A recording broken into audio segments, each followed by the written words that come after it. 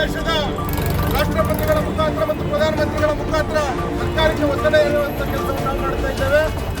ಈ ಕೂಡಲೇ ಬಾಂಗ್ಲಾದೇಶದಲ್ಲಿರ್ತಕ್ಕಂತಹ ಈ ಸಮಸ್ಯೆಯನ್ನ ಬೇಗ ಅಂತಾರಾಷ್ಟ್ರೀಯ ಮಟ್ಟದಲ್ಲಿ ವಿಚಾರ ತೆಗೆದುಕೊಂಡೋಗಿ ಈ ಸಮಸ್ಯೆಯನ್ನು ಬಗೆಹರಿಸಬೇಕು. ಅಲ್ಲಿರ್ತಕ್ಕಂಥ ಹಿಂದೂಗಳನ್ನು ರಕ್ಷಣೆ ಮಾಡುವಂತ ಕೆಲಸವನ್ನ ಈ ಕೂಡಲೇ ಮಾಡಬೇಕು ಅಂತ ಹೇಳಿ ಮಾನ್ಯ ಗೃಹ ಸಚಿವರಾದಂತಹ ಅಮಿತ್ ಶಾ ಅವರನ್ನು ಕೂಡ ಭೇಟಿಯಾಗಿದ್ವಿ.